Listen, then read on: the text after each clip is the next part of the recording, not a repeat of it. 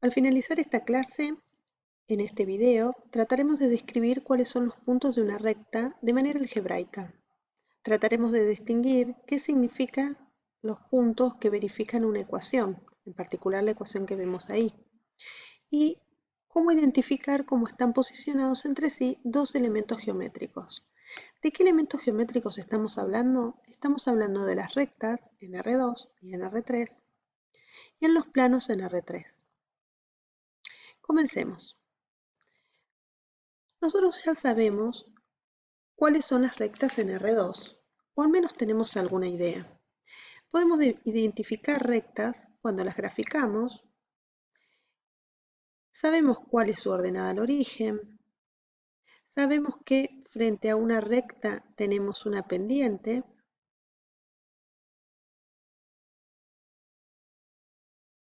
y seguramente recordaremos que las rectas tienen una ecuación de la forma mx más b. Si la m es distinta de 0, ¿sí?, la recta va a ser una recta no vertical inclinada. Y si la m es igual a 0,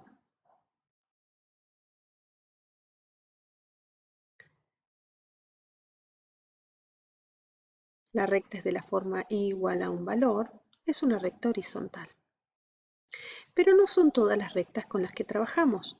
También tenemos rectas verticales, que serían las rectas que tienen, para un valor de x igual a un número. Pues bien, ¿qué tienen en común estas tres ecuaciones? En principio, las tres ecuaciones, habrás notado, tienen algún numerito multiplicado por la x, en este caso es la m, acá la x está multiplicada por 1, pero si ubicamos los números que están con x y los números que están con y de un lado y las variables del otro, la ecuación que encontramos es esta. Entonces, una recta en R2, ya sea vertical o no vertical, se puede escribir a través de una ecuación así. Serían todos los puntos x e y, ¿sí?, pertenecientes a R2, tales que verifican esa ecuación. Pues bien, ya tenemos la recta en R2, pero la tenemos a la recta en R2 escrita de esta manera, a través de una ecuación. Veamos qué ocurre con un caso particular. Y notaremos algunas cuestiones que podemos notar más en general. Si yo tengo una recta, por ejemplo esta recta, que representa 6, representa el precio de un producto en el cual sabemos las cantidades X, 3 es otro producto, es el precio de otro producto y sabemos que hay Y cantidades que compramos. Si compramos todo esto y hacemos la cuenta de cuánto gastamos 6 pesos por cada unidad de X que compramos y 3 pesos por cada unidad de Y, sumando todo gastamos 90. Teniendo en cuenta esta ecuación, lo que podemos hacer es desarrollarla. ¿Qué significa desarrollarla? Vamos a mirar. Vamos a desglosar un poquito a qué hace referencia esta ecuación. Si nosotros avanzamos con esta ecuación y miramos despejar una de las variables, encontramos que despejada tiene este formato. Observa que tiene el formato que habíamos hablado antes, mx más b.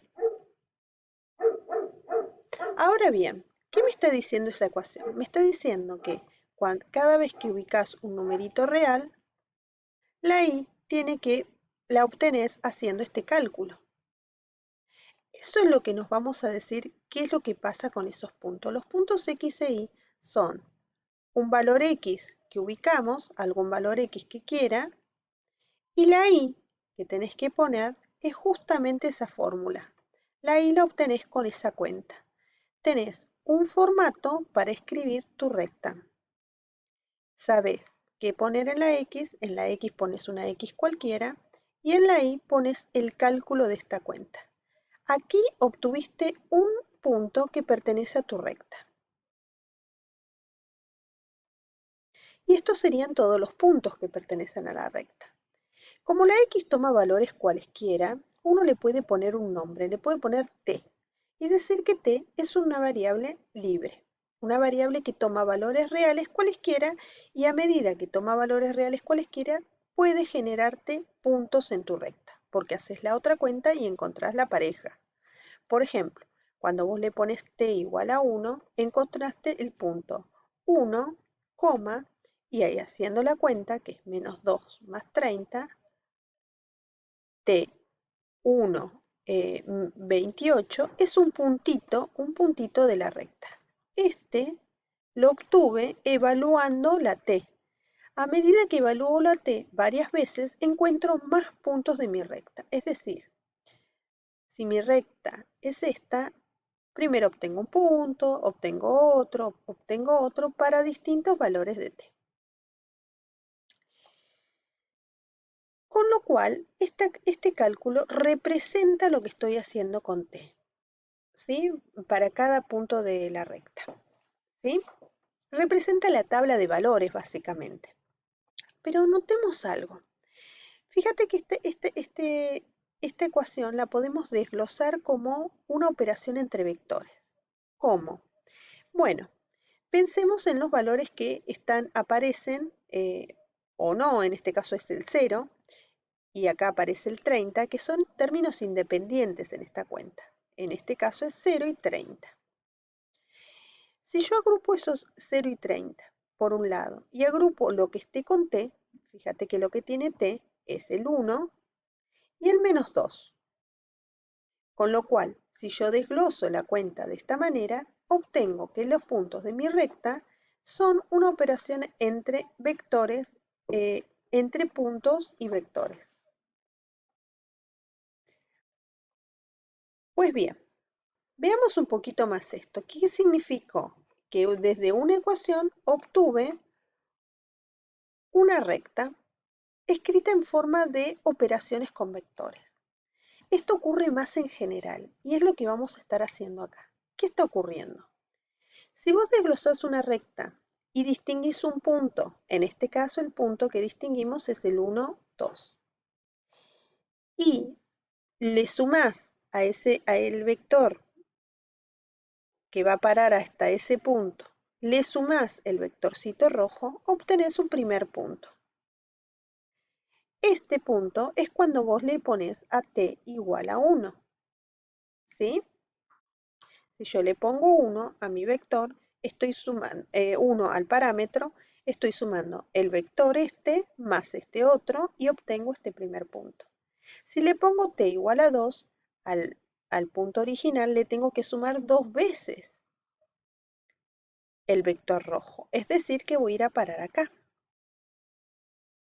Lo mismo hago con cada valor de t. Es más, si yo tomo cualquier valor real, voy a obtener los puntos intermedios, incluso los puntos de atrás. Es decir, que como que estoy, cada vez que me apoyo a este punto y agrego algo de la dirección, de esta dirección de este vector, algo, un múltiplo de este vector, voy obteniendo todos los puntos de mi recta. A este vector que me va indicando cómo se mueven los puntos, digo, es decir, cómo voy definiendo nuevos puntos, es el vector director e indica la inclinación de la recta. Mientras que este es un punto particular por el cual uno arranca a dibujar puntos sobre esa recta. Piensa como si fuese un movimiento. Te paras acá y empezás a moverte con el vector rojo. Puedes hacer día pasos de A1, de A2, de A3 o puedes hacerlo con pasos intermedios. Y mientras vas moviéndote con el vector director, vas dibujando toda tu recta.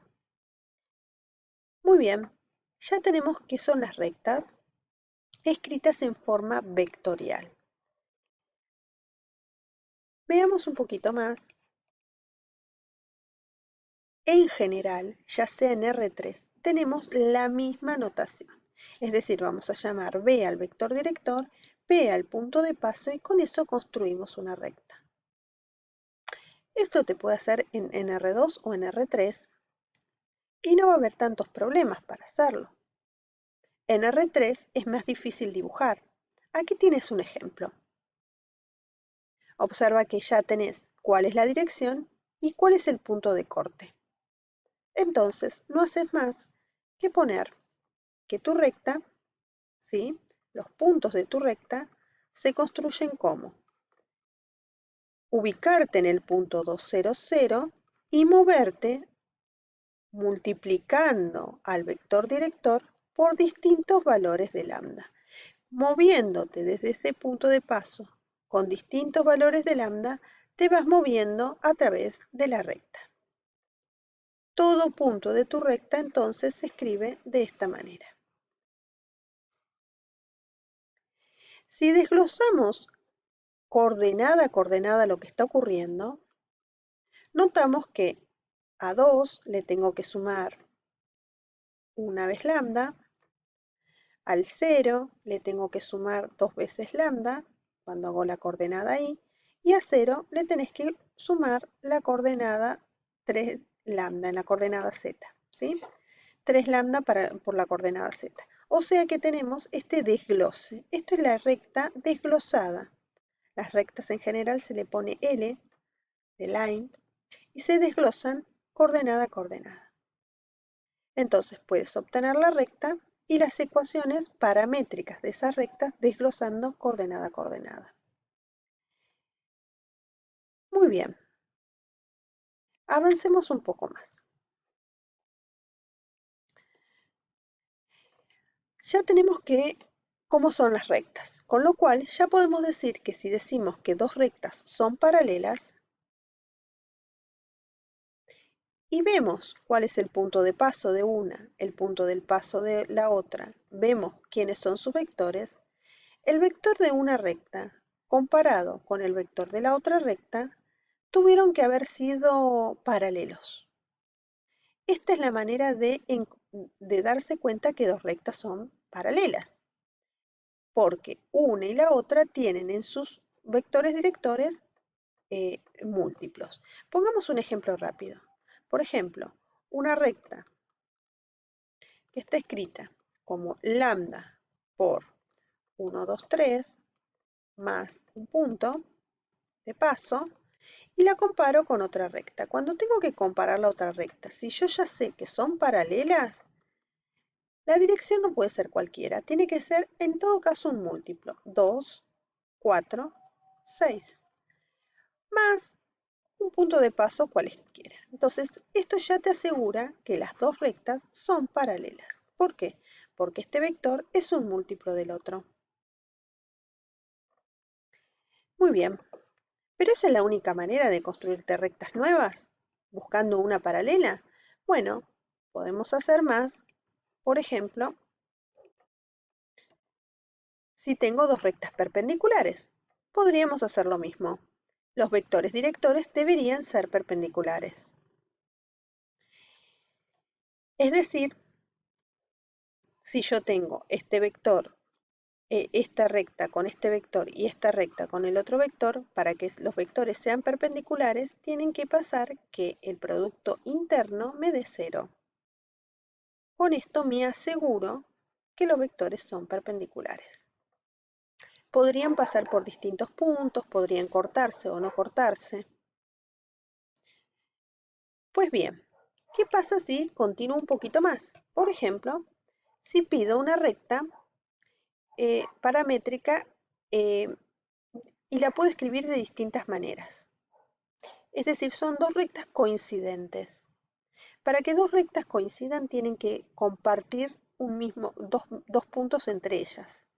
Es decir, pueden compartir el punto de una, estar en la otra, y la de la otra compartirla con la primera. Por último, si tenés una recta que pasa por dos puntos, podés sacar el vector director. Ya con ese vector director, construís tu recta, porque pones uno de los puntos y su vector director como la diferencia entre los dos. Hasta aquí vimos rectas y construimos algunas.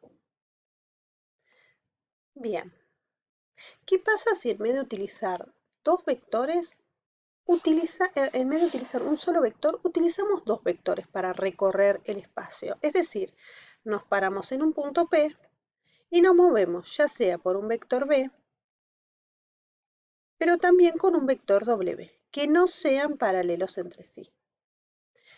Si yo me pongo en el punto P y le agrego algunos vectores múltiplos del vectorcito B y después además le sumo múltiplos del vectorcito W, o sea, me muevo en una dirección y en la otra, por ejemplo, dos veces acá, dos veces en el segundo, voy a ir encontrando nuevos puntos. A medida que me vaya moviendo, voy recorriendo la grilla y voy a ir recorriendo distintos lugares de mi espacio. Recuerda que tu movimiento siempre es con un vectorcito B y con otro. ¿Qué genero cuando yo pongo todos los puntos con lambda, el parámetro que multiplica a B, y beta, el parámetro que multiplica a W, con distintos valores reales? Lo que logro, si al punto P le agrego distintos múltiplos, es generarme un plano. A eso vamos a llamar un plano. Los puntos del plano siempre son movimientos entre los vectores P y W, o sea, resultados del movimiento de haber sumado a un punto P múltiplos de una dirección más múltiplos de la otra. Esto es interesante porque podemos verlo con un ejemplo concreto donde uno sabe cuáles son los vectores directores. Por ejemplo, pone un vector, el vectorcito B es este rojo, el W es este 0, 1, 5, y hace el cálculo. ¿Sí? Entonces, cuando uno agarra y dice, acá hay un error, pero lo corregimos, está tipeado con un 6, pero es 5, ahí.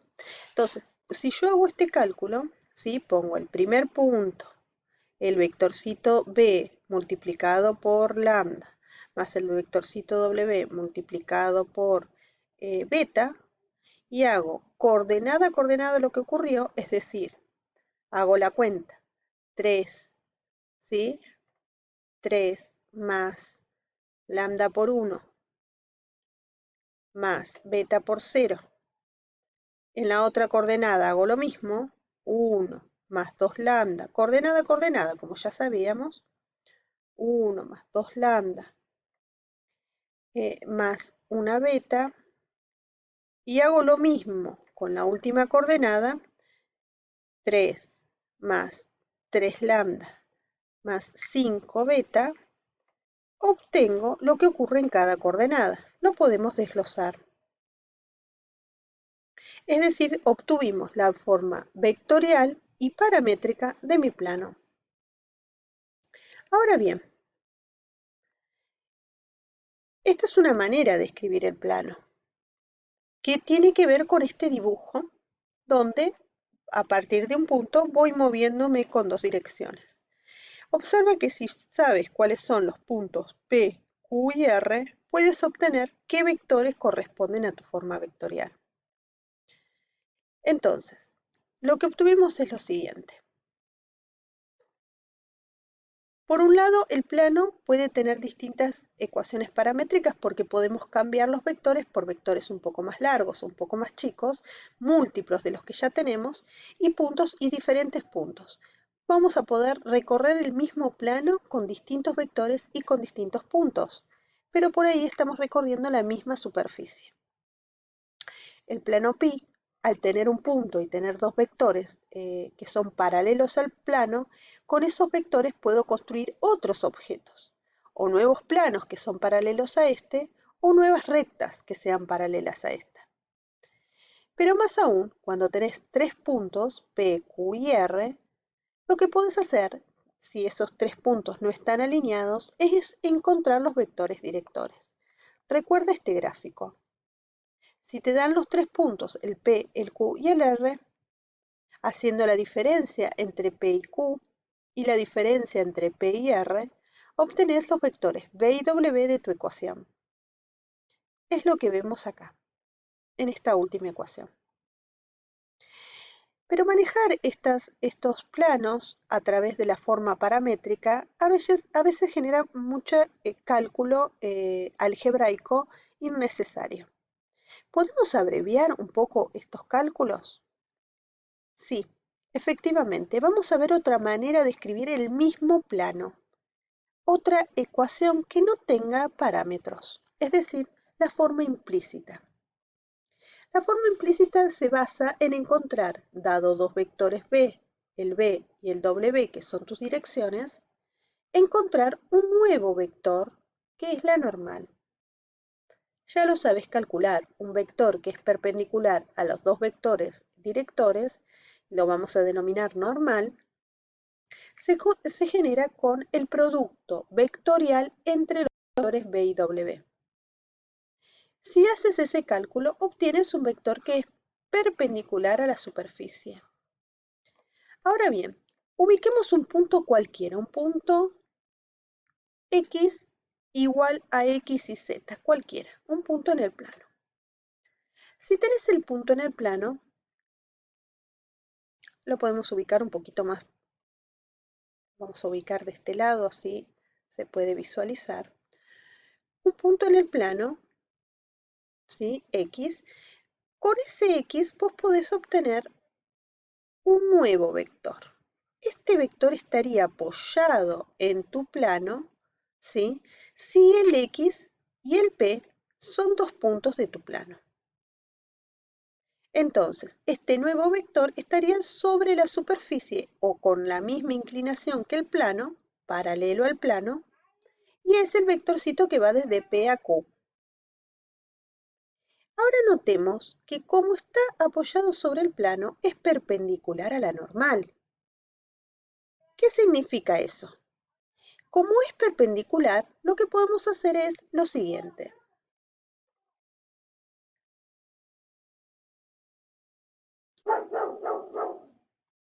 Es el normal contra el vectorcito px debería darme 0 el producto interno. ¿Qué es el vector que va desde P a X? ¿Cómo se calcula? Y se hace X menos P. Como el producto interno respeta la propiedad distributiva, la normal por X me da normal por X menos la normal por P. Y todo eso me da 0. Si despejo la normal por X igual a la normal por P, me queda esta fórmula. Ahora tengamos en cuenta que si nosotros tenemos los dos vectores b y w, obtenemos este vector normal. Esto va a ser un dato si tenemos la b y la w. Si tenemos estas direcciones y tenemos la normal, ya podemos encontrar acá estos datos, la a, la b y la c. Y además, cuando tengamos un punto, si además de la normal tenemos un punto, también tenemos esta otra información, que es el dato de la D. Es decir, que tenemos esta ecuación para tu plano.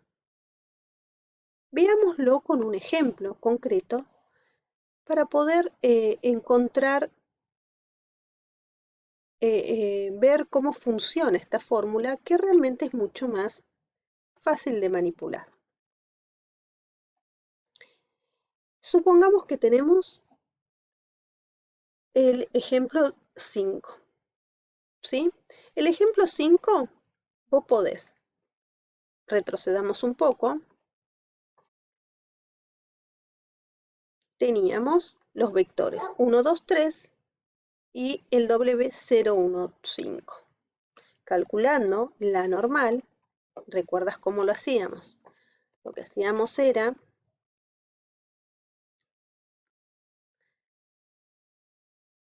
el producto entre, tomando la primera dirección, a ver, vamos a mirarla,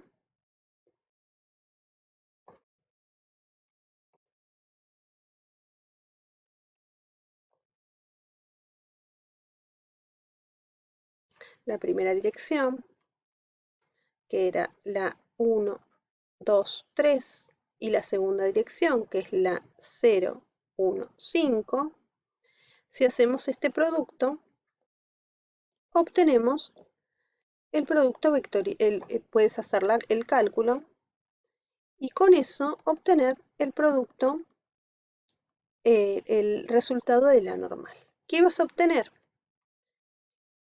7 en la primera coordenada, menos 5 en la segunda y 1 en la tercera. Haz la cuenta despacio, frena el video y verifica. Muy bien, una vez que tenés ese valor, ese vector, ¿sí? Además, podés obtener lo que la forma que encontramos hace un ratito. Dijimos que la normal por un X genérico me tenía que dar lo mismo que la normal por un punto particular. Es decir, si yo pongo 7, menos 5 y 1 con un punto genérico de mi plano, me tiene que dar lo mismo que 7 menos 5, 1 por un punto particular. Y sabíamos que el punto particular por el que pasan era el 0, 0, 19, ¿no? No, el punto particular era el 3, perdón, el punto particular. Retrocede el video, recuerda mirar cuál es tu punto por donde pasa el plano. Era el 3, 1, 3. Entonces, haciendo el cálculo, 7 por x menos 5 por y más una z, me da lo mismo que 7 por 3, 21, menos 5 por 1, más 1 por 3. Es decir, 7x menos 5y más z igual a 21 menos 5 más 3, o sea, 19. Ahí obtuvimos la ecuación de nuestro plano. Pero no solo eso. Además, cada vez que tengamos una ecuación en formato implícito, vamos a poder encontrar cuáles son las ecuaciones. ¿Por qué? Porque esta ecuación se puede despejar un parámetro, la z, y dejarla en función de las otras dos. Es decir, que la x, la y y la z las voy a poder definir en cada una, pero voy a dejar solamente la x y la y como variables libres. Si hago eso, ¿sí? Y desgloso las operaciones con lo que está con x, con lo que está con y,